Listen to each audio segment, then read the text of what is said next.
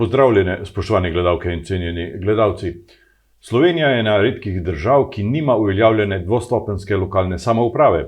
Pred 2 letoma je Državni svet poslal v javno razpravo osnutek nove pokrajinske zakonodaje, ki naj bi jo po optimističnih napovedih dobili in bi stopila v veljavo 1. januarja prihodnje leto. Gost v današnji oddaji Aktualno je državni svetnik Bojan Režun, ki ga prav lepo pozdravljam v našem studiu. Dobrodošli. Hvala lepa za povabilo, še enkrat dobrodošli tudi gledalcem. Povejte nam, gospod Režun, zakaj se ustanavljanje pokrajin vleče že skoraj 3 desetletja? Ja, to je zelo dolga tema, res se je ustanovitev pokrajin zavlekla, ker nekako je bil zamujen tisti čas, ko so se ustanavljali in spreminjali pokrajine, upravne enote in pa občine, in takrat pokrajinska zakonodaja ni prišla nekako v veljavo, da bi se uveljavila in sprejela. Kasneje se je to samo odlagalo in šele z vstopom v Evropsko unijo in financiranjem, kakršnega danes poznamo s strani raznih skladov in pa kohezijskih sredstev, je zelo pomembno imeti tudi pokrajine. Zato se je že pred desetletjem so se že prejšnje vlade odločile, poskusile z ustanovitvijo.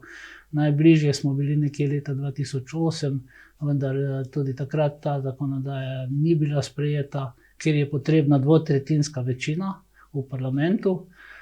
No, sedaj pa je nekako prišlo na idejo, da bi zaradi porabe sredstev in lažjega razdeljevanja, ker trenja med tako imenovano vzhodno in zahodno kohezijsko regijo so velika in bi pokrajine marsikaj rešile. In takrat je nekako predsednik države, gospod Borut Pahor, podelil mandat predsedniku Državnega sveta, gospodu Kovšci, da Državni svet poizkusi čim bolj, bom rekel, lokalno, ne pa politično opredeliti te pokrajine s svojimi strokovnimi službami in pa strokovnjaki, ki so pri tem sodelovali. Prva zamisel pa je temeljila na predlogu, naj se občine same združijo in naj prenesejo neke pristojnosti na nove pokrajine, vendar težava je bila najbrž v tem, da so ostali neki žepi nekih občin, ki niso bile povezane v nobeno od predlaganih pokrajin. Tako je. Največja problemi se pojavili pri teh združevanjih, tako imenovanih medobčinskih resorjih, predvsem v tem, da se nekatere občine enostavno niso mogle ali pa že teritorialno nikakor niso pripadale nekim zaokroženim celotam, in tukaj so bili prepuščeni, bom rekel, občinski organi sami sebi za te povezave, in tega nekako ni bilo mogoče. Zato se je pač nekako pristopilo tako imenovani regionalizaciji, kjer bi te pokrajine lahko zaživele. Vendar to je že takoj na začetku je bilo to v Državnem svetu povedano, da bo to poizkus izgradnje pokrajin od spodaj navzgor. To pomeni v soglasju? V soglasju z občinskimi organi, kot so občinski sveti in pa ostalimi organi države. Pa vendarle število teh pokrajin iz predloga v predlog niha. Kako je po zadnji različici? Celo 14, 15? Zadnja različica je 15 pokrajin in pa mestna občina Ljubljana kot središče, državno center. To je nekako sklep, ki je bil sprejet po javni razpravi, ki je potekala nekje od aprila 2020 in je bila predstavljena. Te osnutki zakonov, 3 glavnih zakonov, so bili predstavljeni vsem občinskim svetom, ki so bili zainteresirani. Lahko vam povem, da so razprave potekale v 136 občinah in tudi konstruktivno sodelovanje teh občin je bilo, lahko rečemo, sorazmerno dobro, tako da je prišlo veliko predlogov do strokovnih služb, pa tudi tega tako imenovanega organa, ki je pripravljal to zakonodajo pod vodstvom profesorja Brezovnika. In te nekako predlogi so bili upoštevani ali pa tudi ne, glede na strokovno mnenje posameznih organov ali pa tudi strokovne skupine, ki je ta zakonodajo pripravljala. V obrazložitvi tega predloga zakona sem prebral, naprimer, da ima Hrvaška 14 pokrajin oziroma županij, imenujejo tam, Estonija 15 okrožij, Irska 26 grofij, neko posebnost zgodovinska, Katalonija ima 42 enot, Bavarska 72 okrožij. Izkušnje iz tujine, soseščine so pozitivne. Ja, sigurno so te pokrajine neka zadeva, ki je bila, se je izkazala kot pozitivna, saj v sklopu Evropske unije. In tudi način delovanja delitev kohezijskih sredstev je nekako prilagojen tem pokrajinskim, tako imenovanim pokrajinskim regijam in pokrajinam. Pri nas, kot sem že rekel, smo ta trenutek zamoneli, Hrvati so to storili s preoblikovanjem občin in pa tako imenovanih županij. Mi pa sedaj moramo to nekako uskladiti, kako je pa sedaj v rokah tako imenovano praktično parlamenta, ker osnutek, predlog je bil vložen in sedaj je v političnih rokah, da se to sprejme. Pravzaprav je tukaj vprašanje centralizacije. Ne? Slovenija ta trenutek je silno centralizirana, vse v Ljubljani, vsi hitimo vsak dan v Ljubljano in te zadeve postajajo že kar težko obvladljive. Ja, to je največji problem. Kljub digitalizaciji, ki jo tako opevamo, vemo, da v realnem življenju marsikdo stvari ne obvlada ali pa mu niso dosegljive. Poznamo problematiko območij interneta in takih zadev, pa tudi o pismenosti Slovencev z internetom. Čeprav smo dosti opismeni, vendar vsi, ki te potrebe potrebujemo v sklopu te digitalizacije, ne obvladamo zadeve. Pa ne bi o sedanjih zadevah, kako se to razvija danes. Ampak ja, mislim, da je potrebno predvsem delovanje v tem področju, da se nekako vrnejo zadeve, decentralizirajo in da se zopet vrnejo določene zadeve v pristojnost, bom tako rekel, ali sedaj lahko govorimo o upravnih enotah ali pa združenj medobčinskih raznih služb, ki so bile. Občine so ogromno izgubile, samo v Idriji poznamo zadeve, kaj smo v zadnjih 20 letih izgubili od davčne uprave do geodetske, do vseh teh služb, ki so se preselile v Ljubljano ali pa tudi nekaj v Gorico. In to je tisto, ki je del tudi beg možganov iz naše občine. Bodiva konkretna, katere pristojnosti, katere službe bi delovale znotraj pokrajin? Ja, tukaj je nabor je zelo širok.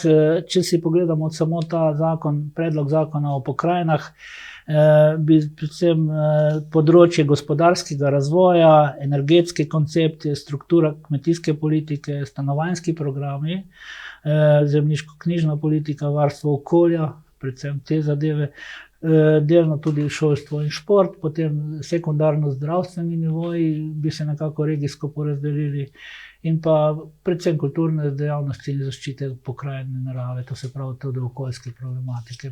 Bi to pomenilo, da občine izgubijo pristojnosti na teh področjih?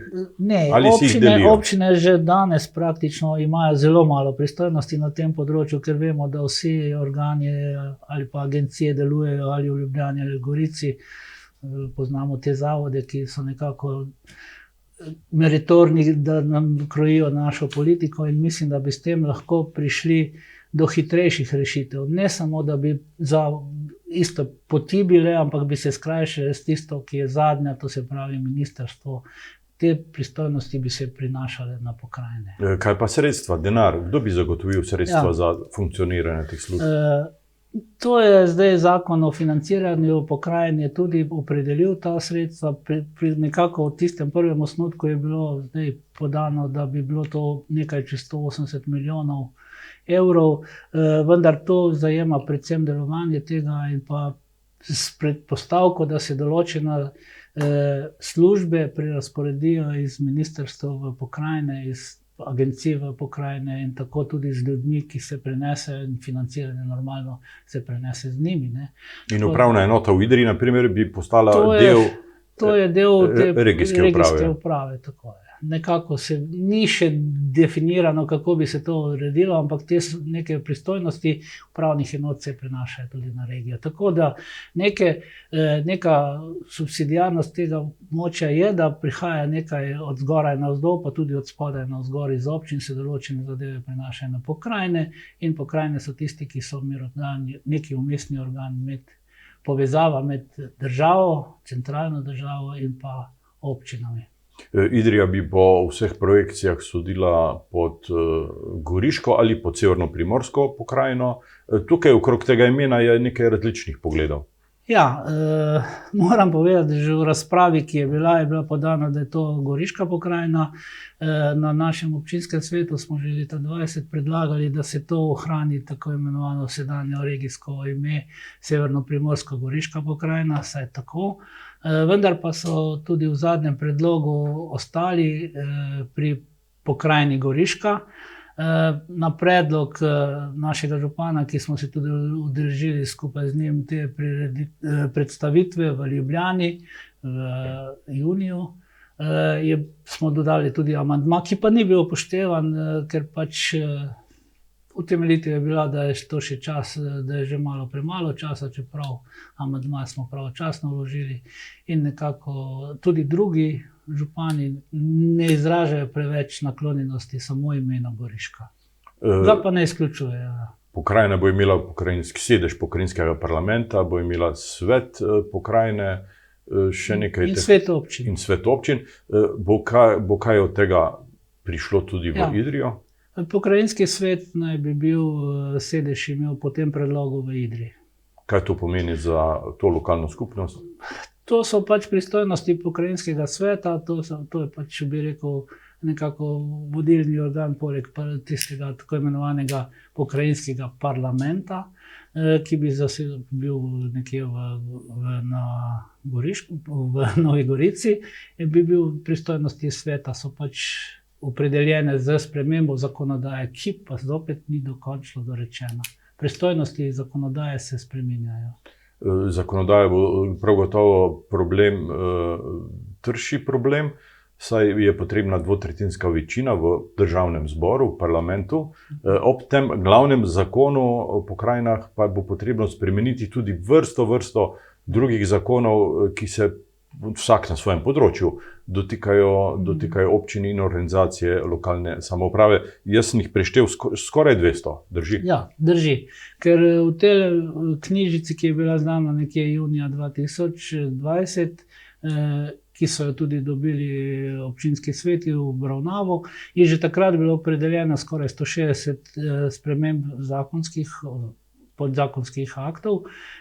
In to je predvsem na področju od financiranja do sprejemanja odlokov, sprejemanja sklepov, imenovanja, prenosa na tako imenovane pokrajinske sedeže in pa svete občin, ki pač dobivajo neke pristojnosti glede zakonodaje. In ta zakonodaja je treba postopno uskladiti. Tudi finančne vire, tudi politike, ki se dogajajo v sklopu zakonodajne pravne službe. Zadnjih 5 let ste državni svetnik, zastopnik lokalnih interesov za to območje od Idrije do Bovca praktično. Kakšno je vzdušje po sosednjih občinah? Ja, različno.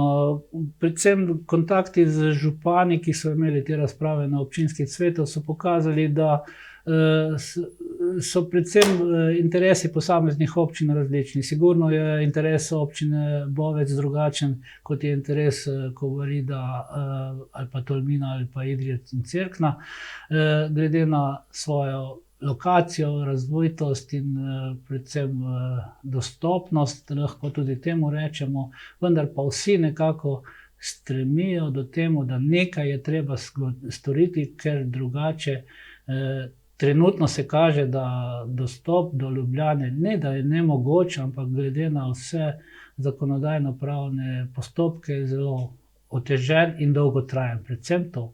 In vsi, bom rekel, politični organi te pokrajine ali pa tega območja, ki ga zastopam, nekako vidijo prioriteto in zato tudi dajemo nekako podporo tej zakonodaji v tem, da se bodo postopki skrajšali in da bodo bolj slišani lokalni nivoji. Škarje in platno pa sta pravzaprav v rokah državnih poslancev državnega zbora, ti pa so zastopniki političnih strank. Kako sami vidite to razmerje političnih moči ta trenutek? Ja, sami vidimo, kako se danes politika odvija v parlamentu. Nekako Slovenija je razdeljena, bodimo iskreni, na polovico. Sedaj prevladuje ena, sedaj druga struja. Ampak načeloma ljudje, če bomo prišli s pravilno zakonodajo, je to zakonodaja, ki bi morala ljudi združevati, ne pa politično razdruževati. Pa vendar je vlada sedaj dala negativno mnenje na to. Ja, oni imajo pač stališče drugačno, oni se ozirajo, malo gledajo tudi te politike, ko sem pobral to mnenje, ki je bilo izdano pred kratkim. Predvsem opozarjajo na drobljenje, na nepoznavanje postopka, prehitro ukrepanje. Naprimer, eden od teh predlogov je, da bi se uveljavil finski koncept, kjer je ta, bi rekel, optimizacija začela najprej na nekem nivoju, regionalnem nivoju, potem se je to nadgrajevalo in prišlo v politični sistem, ki je danes uveljavljen na Finskem. In to je bil nek pristop, kjer se z metodo learning by doing, kjer se učiš ob delovanju in popravljaš napake sproti. To učenje v Sloveniji traja že 30 let, smo se res kaj naučili v tem obdobju? Moje osebno mnenje je, da nismo hodili v šolo, ampak smo govorili, da hodimo v šolo, smo pa malo špricali. Ni za pretiravati. Tako je. 5-letni mandat državnega svetnika končujete, čez nekaj mesecev bo sklican nov državni svet. Na kaj ste ponosni iz tega obdobja, s čim se boste zapisali v zgodovino? Ja. Težko je, ko sem nastopil ta mandat, priznam, sem si ga predstavljal malo drugače, vendar se je pokazal kot izredno zahteven, predvsem v teh situacijah korona krize, kjer je bila, da tako rečem, zakonodajno-pravna aktivnost zelo interaktivna, da tako rečemo, in zelo hitra. Tudi državni svet je v teh pogojih deloval, kolikor se je dalo, aktivno sodeloval z parlamentom in ostalo politiko. Sprejemali smo zakonodajo, ki ni bila tako vezana predvsem na lokalne interese, ali pa tudi je bila, ker to je bil pač državni problem, COVID, tako imenovani. In tako da kot predstavnik lokalnih interesov je bilo, lahko rečem, da sem se trudil zastopati tudi tiste, bom rekel, sekundarne, ki pa so zelo pomembni za lokalne prebivalce, zadeve, ki so, kot je zdravstvo, šolstvo, infrastruktura, financiranje, kohezijske sredstva.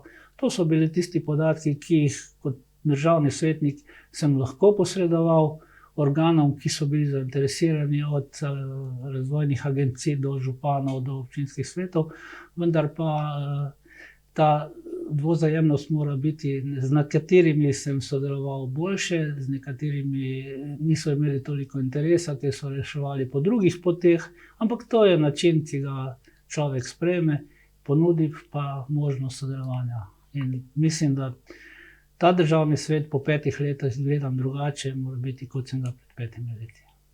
Vaši kritiki včasih pravijo, da prepogosto poslušate navodila iz central stranke, katere recimo član ste, in da manj poslušate interese terena.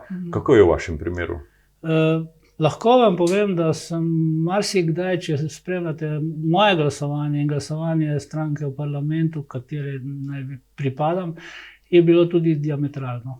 Ker sem res poskušal zastopati interese lokalnih skupnosti. Marsikdaj smo sprejemali zakonodajo, ki je bila zelo hitra in je bilo treba tudi nekako sprejeti svoje mnenje. Zato je tudi pomembno, da imaš izkušnje z terena, da poznaš teren in da, če se le da, veš, kakšne so zahteve tega, bom rekel, tega območja in pač izražiš mnenje, za katerim pa moraš stati. Izkušnje vam najbrž ni manjkalo, ste bili več kot 10 let podžupan občine Idrija. Tako je. To je bilo burno obdobje, ne? Ja, tudi to je lahko bilo. Mislim, da takrat je bilo, začetek je bil zelo kritičen, potem se je malo umirilo, ampak to vemo, valovanje je stalnica v družbeno-političnih dogajanjih in tudi moji mandati so bili različni kot podžupana.